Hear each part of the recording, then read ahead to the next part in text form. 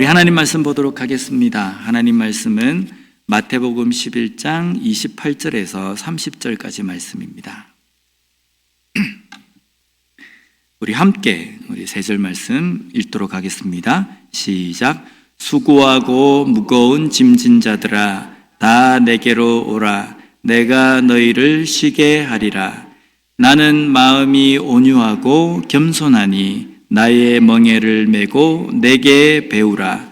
그리하면 너희 마음이 쉼을 얻으리니 이는 내 멍에는 쉽고 내 짐은 가벼움이라 하시니라. 아멘. 오늘도 예배 설교 전에 갈라디아서 5장 22절 23절 말씀을 함께 봉독하겠습니다.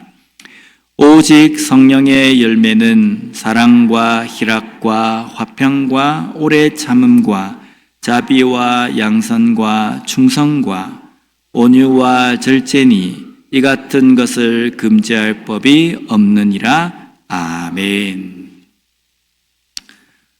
우리가 주일날 예배를 1시에 드립니다. 원래 우리는 보통 일반적으로는 11시에 예배를 드리지 않습니까? 제가 11시에 예배를 계속 지금까지 드리다가 1시에 예배를 드리니까 제 삶에 약간 변화가 있는 것을 좀 느낍니다. 그게 뭐냐면요, 주일날 아침에 교회를 오기까지, 설교를 위해서 강단에 서기까지 엄청나게 많은 생각들이 저의 머릿속을 스쳐 지나갑니다. 일주일 동안 제가 했던 생각, 걱정, 염려, 계획 이런 것들이 바로 그 시간에 다 쏟아지는 겁니다. 그래 놓으니까 어떤 때는요, 주일날 교회를 올 때에도 마음이 무거울 때도 있고, 어떨 때는 좀 약간 우울한 감이 들기도 하기도 하고, 그래 놓으니까 막상 설교를 하려고 설교 강단에 딱 올라서면요, 이게 설교 원가가 내 마음 가운데 안 와닿을 때가 종종 있는 겁니다. 왜 그런가 생각해 보니까 11시에 예배를 드리면 일어나서 준비해가지고 교회를 나오기가 바쁘거든요. 왜냐하면 예배 준비를 위해서는 11시가 아니라 10시까지 교회를 와야 되니까 일어나서 아침을 먹고 준비를 해서 교회 오는 시간 동안 바쁘기 때문에 다른 생각할 겨를이 없는 겁니다. 그런데 1시에 예배를 드리니까 아침 일찍 일어나서 1시까지 이렇게 있다 보면 온갖 생각들이 스쳐가기도 하고, 때로는 별일도 아닌데도 뭔가 이게 짜증이 되는 어떤 일들이 나에게 팍 오기도 하고, 별 대수롭지 않은 말인데도 그게 마음 가운데 콱 걸리기도 하고, 이래서 때로는 마음을 흔들 때가 있는 것 같아요. 그래서 이걸 무슨 사탄이 은혜가 되지 못하도록 나를 유혹하는 것이다, 시험하는 것이다 라고 이렇게 표현하고 싶진 않습니다. 제가 거기에 대해서 뭔가 좀 준비하고 마음속에 어떤 대비를 하는 그런 삶이 꼭 필요하겠다라는 생각이 드는 겁니다. 우리 성도님들도 아마 이런 고민을 하실 것 같아요. 아침에 일어나서 1시까지 예배 드리러 오는 동안에 많은 일들이 있을 겁니다. 11시에 일찍 예배 드릴 때는 겪지 못하는 일들을 겪게 될 겁니다. 시간이 많기 때문에요. 그런데 그럴 때마다 그런 생각을 좀 했으면 좋겠습니다. 내가 지금 예배를 드리러 가기 위해서 내 마음이 잘 준비되고 있는가? 또한 내 마음을 준비하는 데에 방해 요소로 이것이 나에게 오지는 않는가? 이걸 좀 생각하고 우리가 주일 아침에는요, 영적으로 또 예배를 위해서 잘 준비할 수 있는 그런 시간이 좀 되었으면 좋겠습니다. 오늘은 성령의 열매 8번째입니다. 우리가 8주 동안 8가지의 성령의 열매에 대해서 우리가 살펴보고 있습니다. 우리가 8주 동안 이 성령의 열매를 본 것은요, 성령의 열매에 대한 지식적인 어떤 부분을 우리가 채우기 위해서 살펴본 것이 아닙니다. 내가 성령의 사람이고 성령이 나와 함께 하신다고 한다면 나에게 이 성령의 열매가 풍성하게 맺혀져 있는가? 그리고 그렇지 못하다고 한다면 내가 성령의 열매를 풍성하게 맺는 삶을 살기 위해서 우리가 8주간 성령의 열매에 대해서 살펴보았습니다. 어떻습니까? 삶에서 성령의 열매에 대해서 다시 한번 생각해보고 그 성령의 열매를 어떻게 맺을 수 있을까라는 것에 대해서 기도하고 나아가는 그런 시간을 가지고 계십니까? 꼭 그런 시간을 가지셨으면 좋겠습니다. 성령이 함께 하시면요, 신비적인 어떤 능력을 행하는 것이 아닙니다. 성령이 함께 하시면 성령의 열매를 반드시 맺는다는 겁니다. 성령의 은사는 하나님께서 주시는 선물입니다. 선물은 주는 사람이 줄 수도 있고 주지 않을 수도 있습니다. 그러나 열매는 나무가 반드시 맺어야 되는 겁니다. 나는 신비한 능력을 갖고 있고 기도의 사람이고 방언을 하고 병 고치는 능력이 있고 이런 것들을 이야기하면서 나는 성령의 능력을 가진 사람이라고 하면서 성령의 열매가 없다고 한다면 그가 가지고 있는 그 신비적인 능력은 성령의 은사라고 말할 수 없다는 겁니다. 우리가 성령의 열매를 맺고 있다고 한다면 나에게는 그 어떠한 성령의 은사가 없는 것 같다라고 생각할지 모르지만 그 사람의 삶에서는요, 성령이 함께 하신다는 겁니다. 그래서 우리가 성령의 은사보다는 성령의 열매를 위해서 고민하고 또 기도하고 힘쓸 수 있는 그러한 그리스도인이 되었으면 좋겠습니다. 오늘 우리가 살펴볼 열매는요, 온유입니다. 저는 이 온유라는 단어를 참 좋아합니다.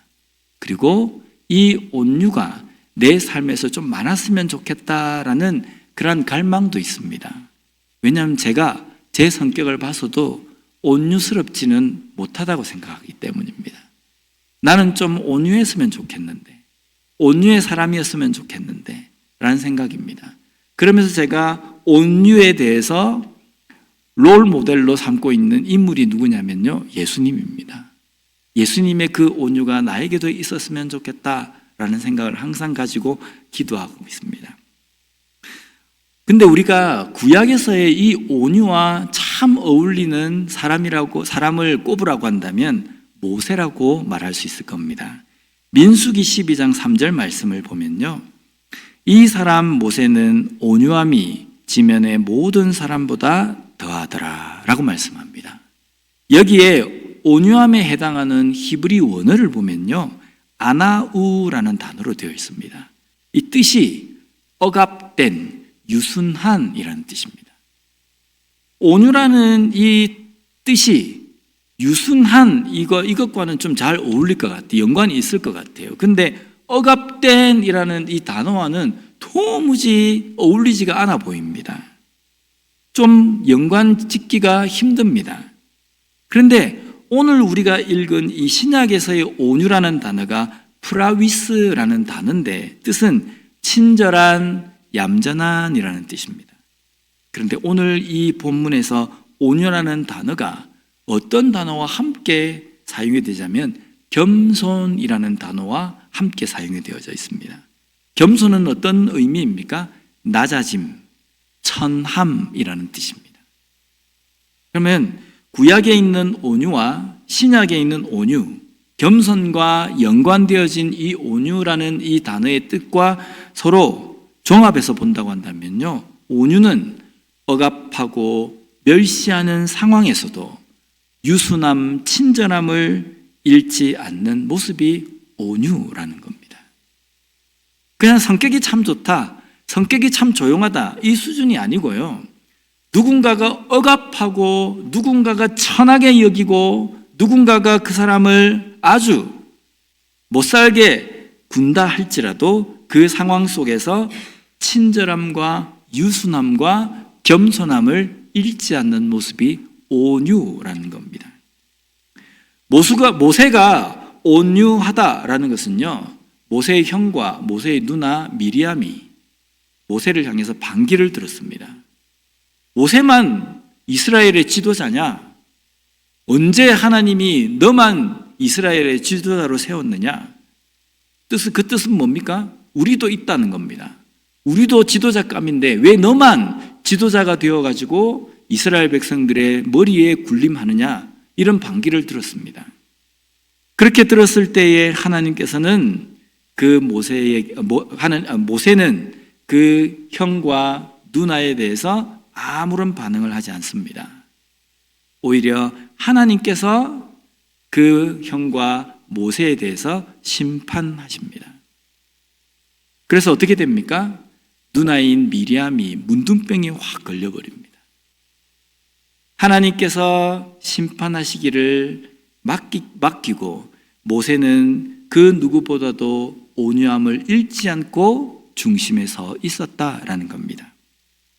우리가 온유할 수 있는 것은요, 우리가 친절하고 우리가 유순할 수 있고 우리가 다른 사람이 나에 대해서 반기를 들고 나를 억압하고 나를 천하게 여긴다 할지라도 우리가 온유를 잃지 않을 수 있는 것은 심판은 하나님께 있다라는 것을 믿을 때에 우리는 온유함을 잃지 않을 수 있다는 겁니다. 만약에 모세가 이 상황에서 하나님의 심판을 믿지 않고 자기가 뭔가를 해야 되겠다고 한다면 어떻게 했겠습니까? 형 아론과 누나 미리암을 향해서 자기의 그 위치를 변호하고 그것을 방어했을 겁니다. 더 강하게 형과 누나보다 더 좀 포악하게 그 형과 누나에 대해서 아마 반응을 하고 방어를 해야만 했을 겁니다. 그런데 모세는요, 그것에 대한 심판을 하나님께 맡겼다는 겁니다. 하나님께 맡겼기 때문에 자신에 대해서 반기를 드는 그 형과 누나에 대해서 전혀 일절 반응하지 않습니다. 그리고 모세는 유순함을 잃지 않고 온유함을 잃지 않고 그대로 그 신앙의 중심에 서 있었다는 겁니다. 그래서 하나님께서는요, 오늘 이 민수기의 말씀처럼요, 형과 누나가 그렇게 자기를 반대하고 반기를 서고 억압하고 인정하지 않는 상황에서도 모세는 이 땅의 그 누구보다도 온유한 사람이었다라고 말씀하고 계신다는 겁니다. 물론 우리가 이 가나안에서 나와서 광야의 생활 가운데에 초창기 모세의 삶에서는요, 온유함이 없을 때도 있었습니다. 그리고 애굽에 있을 때에도 모세는요, 욱하는 이것 때문에 자기 민족을, 자기 동족을 치는 애굽 사람을 자기가 주먹으로 때려가지고 죽이기도 합니다. 그리고 출애굽을 해서 광야의 시간 동안에 불평하며 물을 달라고 하는 이스라엘 백성들 앞에서 혈기를 부려가지고 그가 가나안 땅에 들어가지 못하는 그런 일도 있었습니다. 그런데 하나님께서는요, 지금 이 모세를 향해서 이 땅에 그 누구보다도 온유한 사람이다라고 평가하고 계신다는 겁니다. 이유는요, 이 광야의 시간 동안 그가 초창기에 그의 성격과 그가 가지고 있는 성향은 이 정도로 욱하고 다혈질적인 면이었지만 하나님께서는 그를 훈련시키셨고 모세 또한 하나님의 말씀 가운데서 훈련받았고 깨졌기 때문에 그는 온유한 사람으로 하나님께 평가받는 그런 훌륭한 인물이었다는 겁니다. 오늘 우리의 삶에서도 이 온유함을 잃지 않는 삶이 되었으면 좋겠습니다. 비록 누군가가 나에 대해서 억압하고 나에 대해서 공격하고 좋지 않은 말을 한다 할지라도 우리가 할 것은요, 변호하고 따지고 그거에 대해서 상대하는 것이 아니라 하나님께서 우리에게 원하시는 것은 온유함을 잃지 않는 것이라는 겁니다. 야, 내가 성격이 없나, 성질이 없나, 오늘 내가 대판 한번 붙자. 이것이 과연 하나님께서 원하시는 모습이겠습니까? 하나님께서 원하시는 모습은 그 가운데서도 그리스도인의 하나님의 백성, 하나님의 자녀로서의 모습을 잃지 않는 것을 하나님께서 우리에게 원하신다는 겁니다. 물론 성질은 있는데 하나님께서 원하시는 대로 온유함을 잃지 않으려고 하면 속에서 불이 날 것 같습니다. 어떨 때는 혈압으로 쓰러질 것 같은 느낌도 들 때도 있어요. 억울하기도 하고요. 내가 할 말이 없나? 라고 생각이 들지만 그것을 내가 폭발하기보다는 하나님께서 원하시는 것이 온유함을 잃지 않는 것이기 때문에 참고 견디는 겁니다. 그런데 내가 할 수 있는 게 아니에요. 내가 할 수 있다고 한다면 온유가 성령의 열매가 되지 않을 겁니다. 내가 할 수 없기 때문에, 성령 아니고는 할 수 없기 때문에 이 온유함이 성령의 열매로 기록이 되어 있는 겁니다. 그럴 때 우리는 기도해야 합니다. 하나님, 내가 이 상황에서 어떻게 하는 것이 하나님께서 원하시는 모습입니까?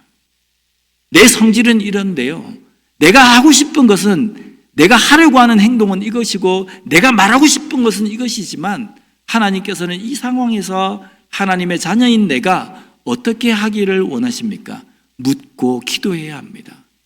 그리고 묻고 기도할 때에 하나님은 우리 속에서 말씀하시는 그 음성을 우리에게 들려주십니다. 그 음성에 귀를 기울이면 우리에게 말씀하실 겁니다. 내가 할 테니 너는 온유함을 잃지 말라라는 겁니다. 모세처럼 잃지 말라. 온유함 가운데 여전히 그리스도인답게 행동하라라고 우리에게 말씀하신다는 겁니다. 오늘 본문에도 보면 예수님의 온유함이 우리가 나타나 있습니다. 예수님께서 말씀하십니다. 수고하고 무거운 짐진 자들아 다 내게로 오라 라고 말씀합니다. 예수님께서 말씀하시는 이 수고와 무거운 짐이 무엇이겠습니까? 요즘 물가가 거의 배로 올랐습니다. 유틸리티도 작년, 재작년에 비해 가지고 거의 배로 올랐습니다. 물가가 너무 어렵습니다. 근데 오르지 않는 것은 수입입니다. 그죠? 목사님들끼리는 그런 이야기를 합니다. 물가는 3배까지 오르는데 오르지 않는 것은 목회자 사례다. 이런 이야기를 하기도 합니다. 그렇다고 이게 뼈 있는 말은 아닙니다. 그렇다라고 이야기합니다. 수입은 변하지 않는데 물가는 오릅니다. 생활하기 너무 힘들어요. 물질적으로 힘들 뿐만 아니라 문화적으로도 힘듭니다. 온갖 이상한 문화들이 판을 치니까 거기에서 신앙을 지키기도 너무 힘든 것 같아요. 이런 것이 수고와 무거운 짐이겠습니까? 예수님께서 말씀하시는 수고와 무거운 짐이 내가 이 땅에서 살기 힘든, 물질적으로 살기 힘든, 경제적으로 또 건강으로도 살기 힘든 그것을 수고와 무거운 짐이라고 말씀하시겠습니까? 그러면 우리가 예수님께로 가면 예수님께서 그 무거운 짐을 다 내려주신다면서요. 그러면 우리가 예수님께로 가면 우리의 물질적인 부분이 다 해결이 돼야 됩니다. 경제적인 부분이 나아져야 됩니다. 우리는 지금 예수님을 믿고 예수님께로 온 사람들입니다. 그러면 우리의 삶에 경제적으로 나아집니까? 문화적으로, 생활적으로 삶이 이전보다, 예수 믿기 전보다 더 나아졌습니까? 아니, 우리 주변에 보면 예수를 믿지 않는 사람보다 우리의 삶이 더 낫다라고, 경제적으로 더 낫다라고 우리가 말할 수 있습니까? 아니지 않습니까? 그러면 예수님께서 말씀하시는 이 수고와 무거운 짐은 무엇인가라는 겁니다. 이것은요, 물질적으로 힘든 것, 세상적으로 살아가는데 힘든 것, 이런 것을 예수님께서 말씀하시는 것이 아니라 죄로 인한 죄책, 그리고 그 죄책을 판결하는 율법적인 조항의 무거움, 그것을 말씀하시는 겁니다. 인간이 죄로 인해서 죽음에 처해질 수밖에 없는 상황이었습니다. 우리가 가상으로 우리가 생각을 해보면요, 재판장이 있습니다. 그 재판에 우리가 피의자 신분으로, 범인 신분으로 우리가 서게 됐습니다. 그런데 재판장이 우리를 판결을 합니다. 판결을 하는 그 법과 같은 것이 율법입니다. 그 율법에 따라서 우리를 딱 죄를 판결하는데 우리에 대해서 뭐라고 선고를 내리냐면요, 사형 이렇게 내리는 겁니다. 이제 이 사형이라는 언도를 받은 우리는 어떻게 살아야 됩니까? 감옥에서 갇혀가지고 매일매일 언제 이 사형이 집행될지 모르는 불안과 공포 가운데 하루하루를 살게 된다는 겁니다. 오늘 아침에도 내가 눈을 뜨면서 야, 아름다운 하늘 이렇게 보는 게 아니고요, 오늘 내가 사형 집행이 될까? 이렇게 불안에 떨면서 하루하루를 살아가게 된다는 겁니다. 얼마나 무겁겠습니까? 그런데 예수님께서 이 땅에 오셔서 내가 그 죽어야 죽을 수밖에 없는 그 사형 집행을 내가 대신 치르겠다, 내가 대신 하겠다라고 우리에게 말씀하신다는 겁니다.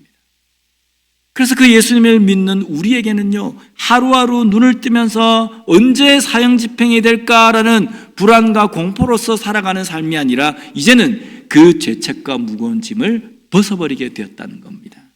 이것이 바로 지금 예수님께서 우리에게 수고하고 무거운 짐진 자들아 다 내게로 오라, 내가 너희를 쉬게 하리라 라고 말씀하시는 그 말씀이라는 겁니다. 또 한 가지 당시 유대인들에게는요, 너무나도 힘들고 어려운 수고와 무거운 짐이 무엇이었냐면 율법의 조항이었습니다.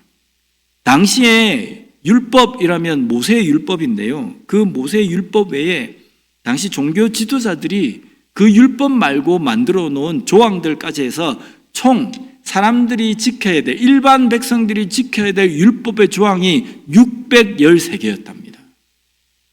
엄청나지 않습니까? 그 중에서 하라는 것도 있고 하지 말라는 것도 있는데 하지 말라라고 하는 것이 365가지랍니다.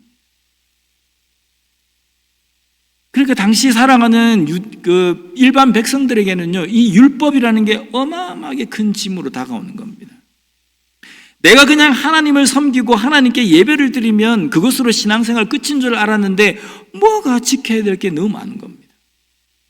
지켜야 될 게 너무 많으니까 뭐 내가 지키면서 또 때로는 못 지키면 회개하면서 내가 살아가겠지만 이 종교 지도자들이요, 이 백성들을 그냥 두지 않는 겁니다. 제대로 살지 못하는 백성들을 율법으로 정죄하고 판단하고 때로는 그 사람에 대해서 처벌도 하기도 했다는 겁니다. 지들은 안 지키면서, 지들은 뒷구녕에서 온갖 악하고 더러운 짓을 다 하면서 겉으로 거룩한 척하며 백성들이 그렇게 살지 못하는 것에 대해서 아주 신랄하게 악랄하게 판단하고 비판하고 정죄했습니다. 백성들에게는 이것이, 일반 백성들에게는, 일반 하나님의 백성들에게는 이것이 너무나도 큰 짐이었습니다. 거기에 대해서 예수님께서 말씀하십니다. 수고하고 무거운 율법의 짐을 진 자들아 내게로 오라는 겁니다. 내가 너희들을 쉬게 하겠다는 겁니다. 그럼 어떻게 하신다는 말씀입니까? 율법을 지키지 않아도 된다라는 의미가 아닙니다. 그 율법을 내가 완성하러 왔노라라는 겁니다. 하나님께서 구약시대에 율법을 백성들에게 주신 것은요, 율법의 조항을 지켜야만 한다라는 것이 율법의 목적이 아니었습니다. 율법을 지키면서 구원자로 이 땅에 보내주실 메시아와 그리스도에 대해서 생각하라는 겁니다.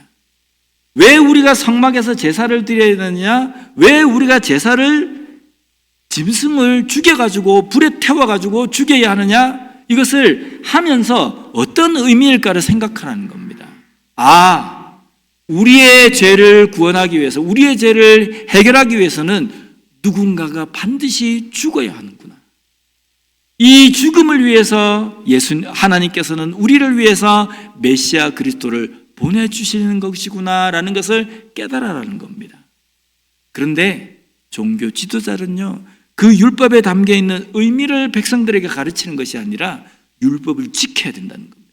안 지키면 닭달같이 달려들어가지고 그 사람을 정죄하고 판단하고, 가나마다 현장에서 잡힌 여인도 어떻게 합니까? 예수님 앞에 끌고 와가지고 돌로 쳐 죽이려고 돌을 잡고 지금 예수님에게 지금 이야기하기도 하지 않습니까? 그것이 당시 유대인들에게는 너무나도 큰 짐이고 무거운 죄책이었다는 겁니다.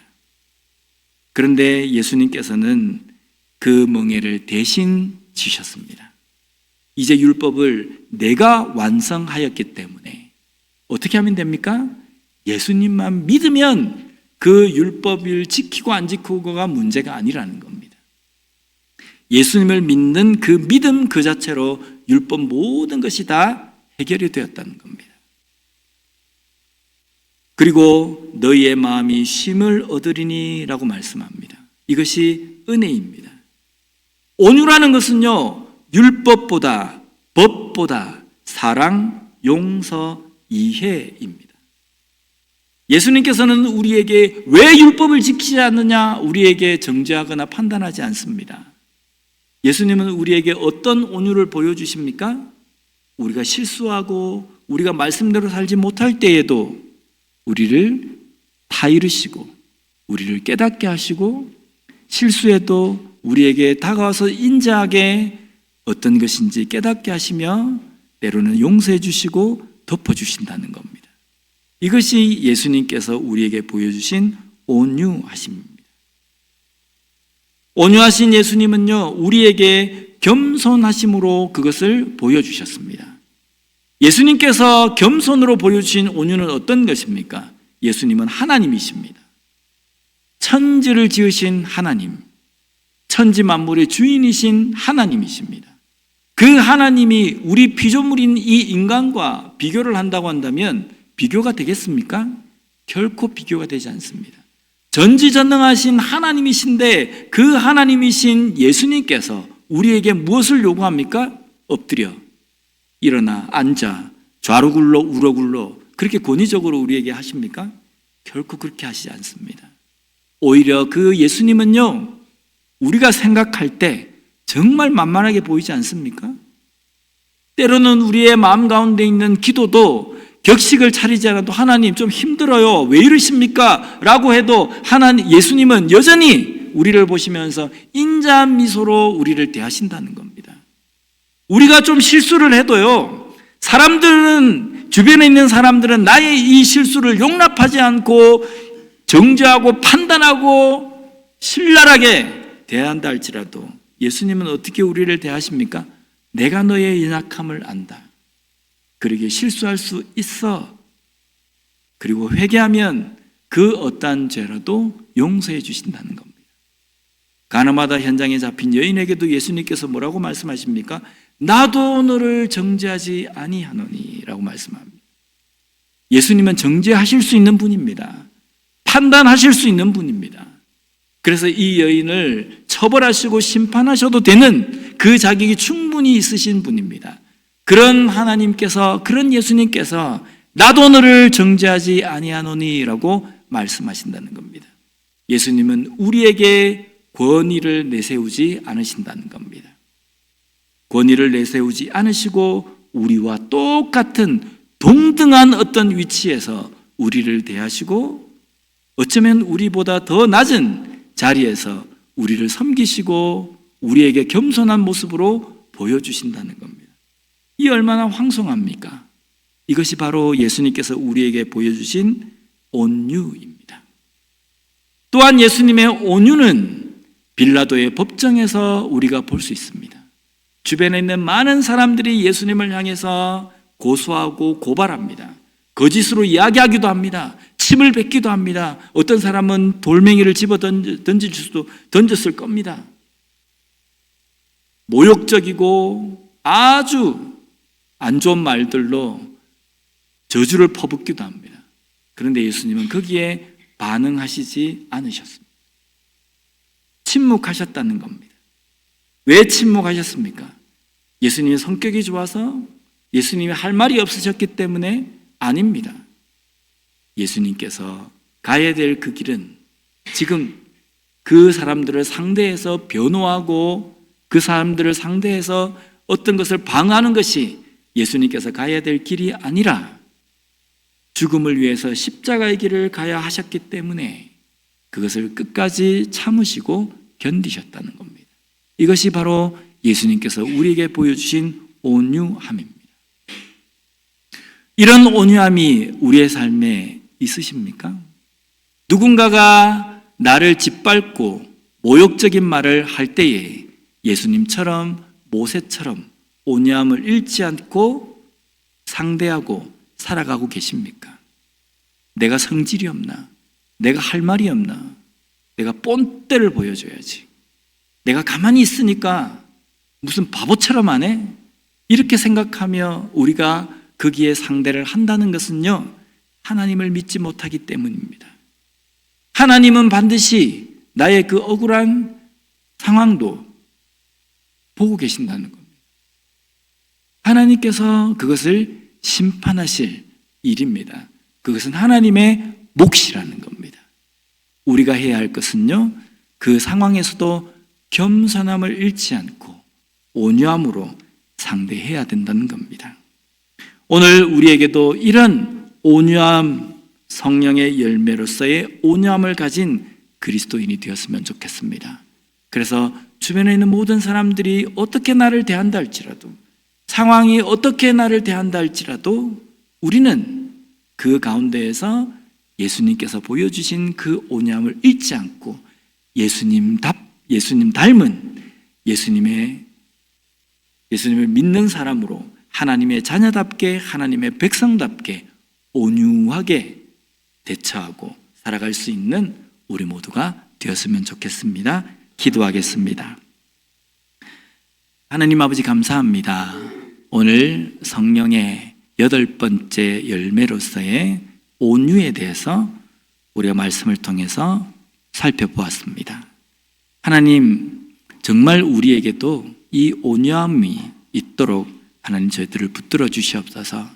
예수님께서 우리에게 보여주신 겸손함 가운데의 온유함, 어떠한 상황 가운데에서도 침묵하시며 온유하신 그 모습을 우리도 닮음으로 말미암아 성령의 열매를 가진 자, 하나님의 백성다운 자, 예수님의 제자다운 자로서 이 땅의 삶을 살아가는 우리 모두가 되게 하여 주시옵소서. 오늘도 하나님께서 주신 그 은혜에 감사하여 적은 예물 드립니다. 드리는 손길마다 어떠한 상황 가운데에서도 누구에게든 온유함을 잃지 않는 성령의 열매가 가득한 삶이 될 수 있도록 주님 붙들어 주시옵소서. 예수님 이름으로 기도드립니다. 아멘.